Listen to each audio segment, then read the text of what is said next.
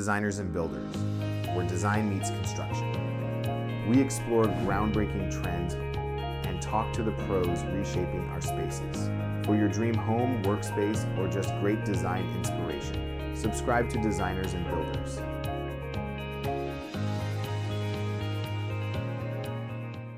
Hey, so welcome back to Designers and Builders podcast. This is Steve, Larosiliere, and Alyssa Olson. So today we're going to talk about, we're going to build an offer, and we're going to use AI to do it. And, Alyssa, this is kind of be based off of Alyssa's, experience as a landscape architect. And this is something that this is either a tool or a process or something that we can offer, potential clients, or potential architect or other architects.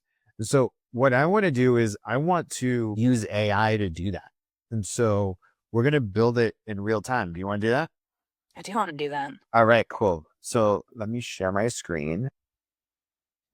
Cool. All right.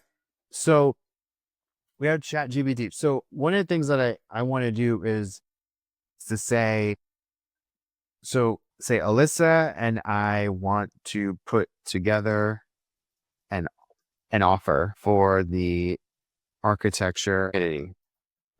This is something that will either be a product, service that we can launch leveraging her experience. Help me come up with some questions that I can ask her to pull some ideas that we can test out in order to monetize. Kind of cool, right? So it just blows my mind. Great move. You're sitting on a unique opportunity to blend Alyssa's architect with your systems, content, and go-to-market skills. To unlock an offer, you want to help pull out of her zone of genius and turn into something that people will pay for or partner. Here are some powerful, strategic, creative questions to ask her in your next brainstorming session, or on the pod if you're building in public. And that's what we're doing. All right. So I think what we're going to end up doing, I think what I'm going to do is I'm just going to ask these questions, and this will potentially be a two-parter. So what I'll do is I'll record this, and then I'll take the transcript, and then we'll just sort of use it but we'll just use this as an interview so that we can create an offer. And then on the part two of this is that we're going to use ChatGPT to just start building the offer. But right now, for the sake of time, let's just do an interview. Is that cool? Okay. So what kind of architectural or design problems do people constantly come to you for? Broad range. I work on a lot of affordable housing courtyards. I've been working on some park spaces, a lot more childcare spaces lately. I'm also kind of the custom site furnishing person at my company. So people come to me with, how do these things get built? What hardware do I use? How do I design them? What kind of wood can I use? All the sorts of really detailed, but also broad questions. What about in your at work? When your colleagues or your boss, what problems are you solving for them? I'm solving a lot of design problems, where design's very complicated. There's always unexpected things that come up. So how to come up with solutions for grading or making things work better, or programmatic opportunities. There's also a lot of just software efficiencies. I'm very proficient in every software program. And so I'm often the one that'll just, take the lead on something and run with it and just execute it and get it done. What software are you proficient at? I'm proficient at Revit, CAD, Rhino, the Adobe Creative Suite. Those are kind of the main ones that we use a lot. Great. Okay. In the last year, what was your favorite project and why? I was working on a childcare at the Balboa BART station in San Francisco. It was a 3-part project. So we did the plaza, the housing, and the childcare, 3 different clients. And I created an opportunity for myself to do a design build project that the company sponsored and paid for. I used my volunteer hours to make it happen. collaborated with a bunch of carpenters, contractors, all sorts of people, fabricators. I did two things. I built a giant abacus out of reclaimed redwood that was all donated. Kids absolutely love it. And then I also created some custom art panels that went on these concrete columns to soften the corners on them. And that was based on native site ecology that also riffs on murals that were inside of the building. Got it. Got it. What do you wish more clients, developers, or collaborators understood about your process? That it takes time, that it's complicated. It takes a lot of people. It takes a lot of coordination. That things come up at the last minute. So you always have to be creative in whatever capacity. And also that, I've been trained in working on affordable projects to make efficient designs that are cost effective as much as possible. Mhm. And I think just understanding and seeing that we're always trying to do the best and right things for the best price. Got it. Got it. What parts of your workflow are repeatable or templated that others could benefit from? That's a good one. I've been working a lot on Revit. I'm on a Revit task force in our office. So we're trying to create standards, protocols. We're trying to make people's lives easier in such How a do you spell Revit? REVIT. Okay. Yeah. So yeah, I'm sorry. Go ahead. No, that's okay. Yeah, I feel like I just do a lot of like software training, kind of on the fly design help. But I think a lot of the software stuff, once you figure it out and spend the time doing things, then that can just be something that people repeat on their own. So like, what's it like when you set up a project, like not just beyond Revit, but like what is something that is repeatable or could be templated when you bring on a client or while you're doing your work? Process. Yeah. Yeah. I mean, there's always certain deliverables you have to hit at any milestone. So schematic, design development, construction drawings. I mean, a lot of those things already are kind of templated out.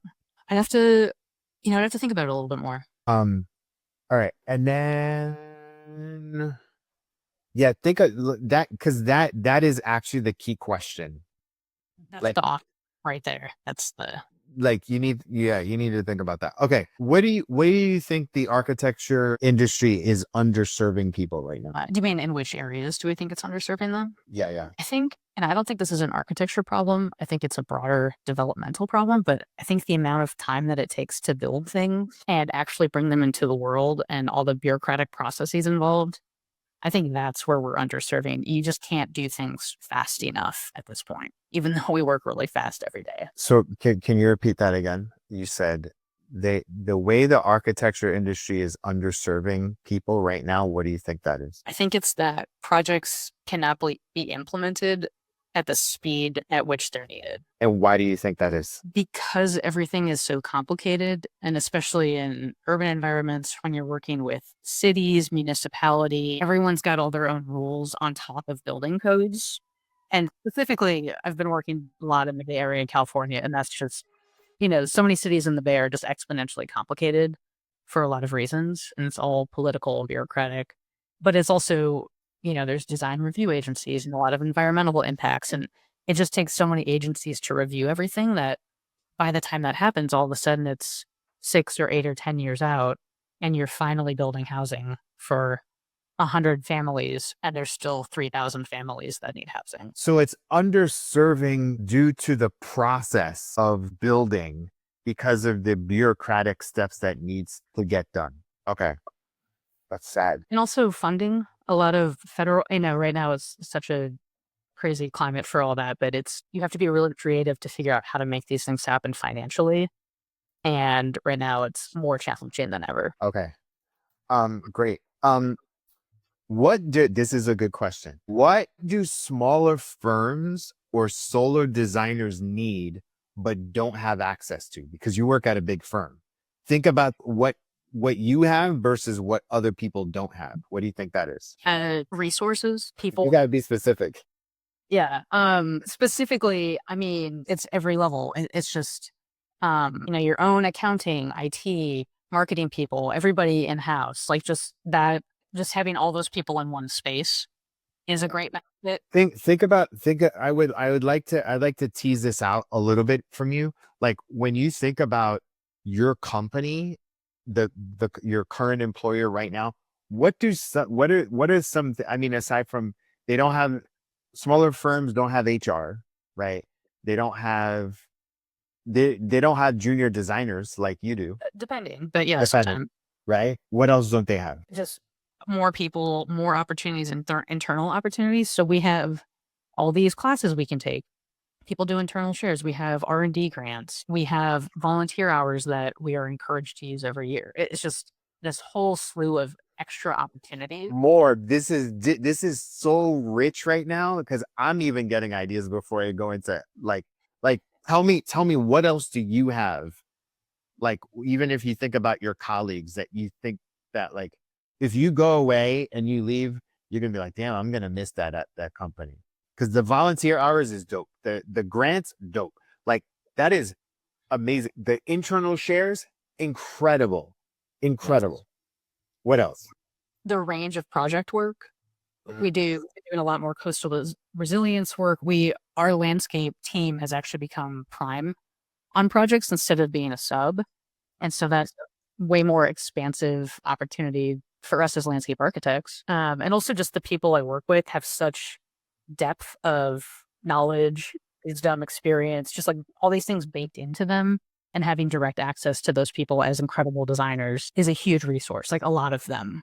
There's a lot of people that are all incredibly talented. Great. What kind of design support do non-architects need? Contractors, artists, nonprofits, developers, like what do you think they need? I think they need people to partner with them, communicate clearly with them, provide them with well thought out ideas, designs, drawings, and to be there with them in the process to ask questions. To start with, I'm sure there's a lot more. Yeah. We're gonna make so much money. If you could clone yourself to serve one audience better, who would that be? I think probably younger people in the world. Like who?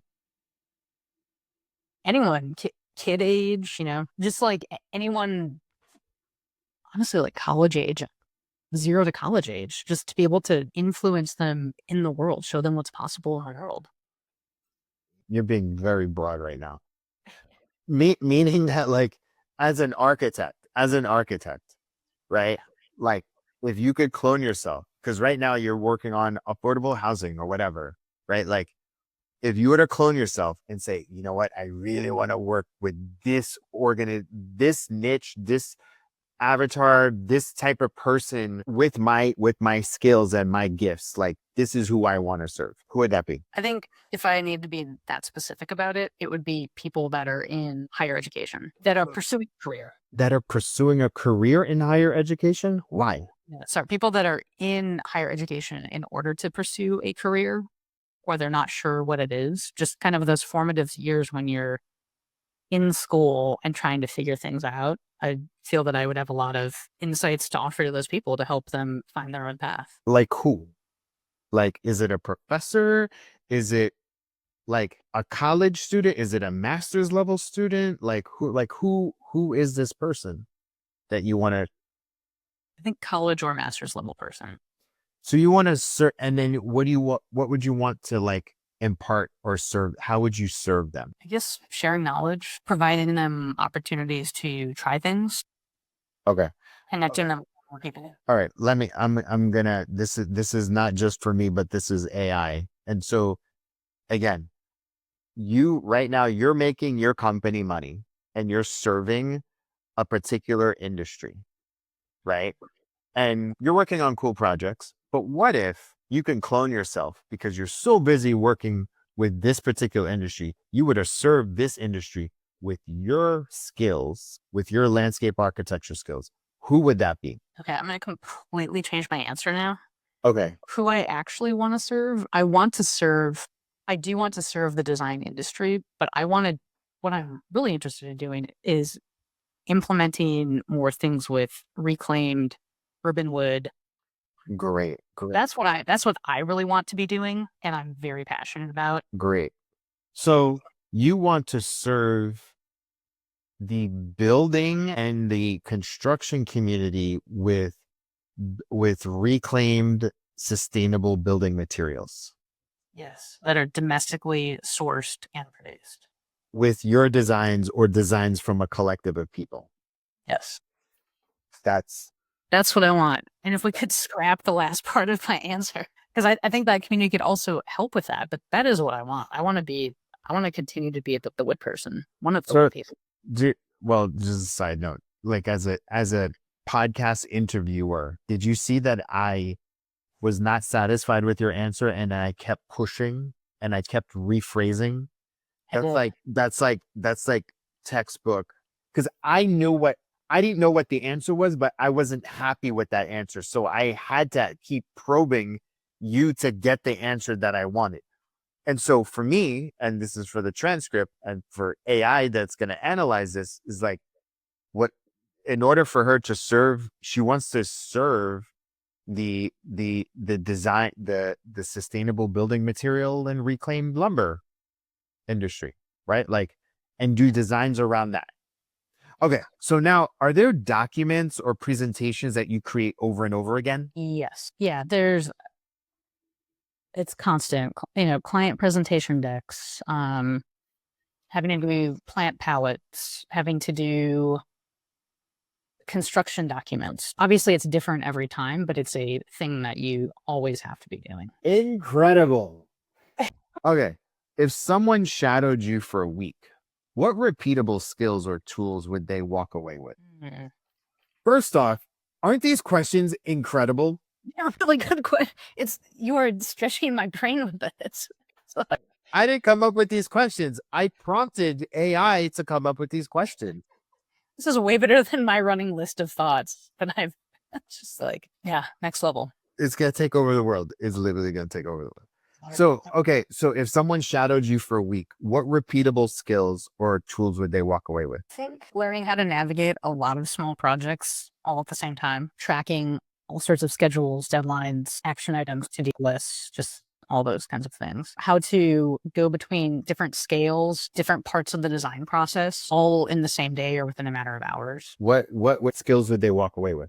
I think some level of project management skills, some level of design skill, some level of communication skills, also some level of just work balance like skills. Okay. What internal tools you wish existed for your workflow? Examples are quoting, client education, approvals. Definitely client education, ways to get decisions made from clients in a timely manner. Sometimes it happens right away, sometimes it doesn't. There are a lot of kind of digital software tools I wish existed. Like, I'm almost afraid to say them. Like, for example, just Revit. It's such a complicated software for landscape architects. And at my company, that's the method we use more often than not to document things. And it's really difficult to teach people. It takes a lot of years of experience, and you have to constantly be learning and figuring things out and collaborating in it. And I think that there are a lot of more add-ins and plugins and things that are making people's lives easier to manage the complexities of these models in the way that we use them. But I think that there could be even more tools that would save a lot of time and a lot of headaches. So why were you afraid to say them when you're like, I'm almost afraid to say them? Why did you say that? I don't know. I guess I shouldn't be afraid. I feel like there's a business opportunity out there to do that. Partners. That's what you say. Well, but I'm like, at the same, I'm like, you could totally make like these tools and you could monetize them. That's why we're partners. We're literally partners. That's what we're doing. I know, but at the same time, I'm just like, I don't know if I actually want to be the one to do that. But that goes back. Have to. You're who? You're my who, and we can find other who's. And that's my mindset. Like, after just finishing that book as well, is like, I need to be thinking way outside. And that's what I appreciate with working about you. So give me, what other internal tools? Like, lay them out. Like, what's the first one or the second one? Definitely software Revit tools would be one. Like Revit add-on tools? Revit add-on tools. For like commenting and stuff, or managing CAD. For managing CAD. Managing CAD, for managing just all these other consultants that you have to force their files through Revit to make your accurate, complete construction drawings, making that process easier. And also the processes of being able to collaborate externally with other people in Revit or whatever mixing and matching. Yeah. Okay. Okay. What's one part of your process that could become a kit, a template, or a guide? I think definitely anything software related. There could be guides, there could be templates, anything. Yeah, just like client presentation decks, or I don't know. I have to You need to think about it. think about. I need to think about it. Okay. All right. What's your design philosophy that sets you apart? I think it's that everybody deserves high quality design in their lives, whether it's spatial, crafted objects, whatever it is. Everyone deserves it and deserves to have access to it for affordable prices that suit their lifestyles. How does your approach to sustainability or purpose-driven spaces differ from others? Like, if you think about people that kind of talk about what you do adjacent, and I'm sure you're like, they're cool, but I'm like this. I know you've met people like that, right? I'm into sustainability at the level of there's a lot of interest and movement towards zero carbon, negative carbon. I'm very much into that, to the point where that's why I took on the design build of those elements in the childcare spaces. I want to control where things are coming from. I want to make sure it's going to be high quality. So it's kind of sustainability down to every last little granule of materiality. Plus, at the large scale, and understanding systems and how all these global economies are working and how to make them localize. Yeah. Cool. What's a strong opinion that you hold about public space equity or design that others are afraid to say? What are other people afraid to say that, like, you're like, you know what, this needs to happen, or you know what I mean? These are such good questions. So I'll tell you an example for me. So like in, let's say the nonprofit space, right? So like I have the opinion that it's actually broken and there is a lot of waste, but it's much needed. And we could actually impact more people if we empowered the people in the nonprofit industry to like upskill, and we trained institutions to be about bottom line as well as being mission driven, so that people don't have to just constantly rely on grants and donations to make their money. And that becomes like a cycle. So they actually learn how to turn a profit while making an impact.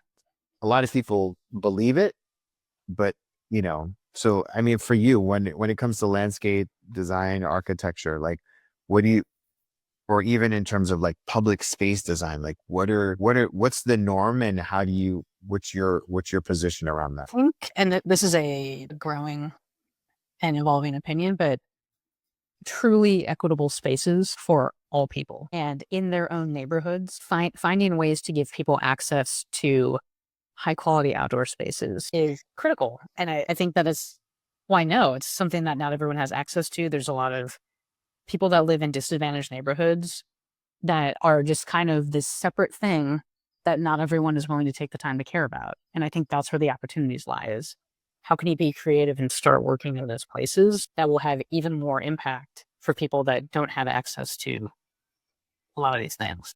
Got it. Got it. Okay. If we had to generate 5K next month from your skill set, what would you offer right now? I would offer design skills.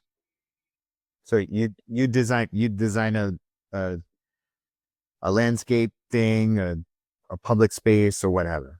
Yeah, public space or some furniture or some cool wood pieces, any range of those scales. Designing and building, or you like a table or whatever, or some Yeah, custom piece.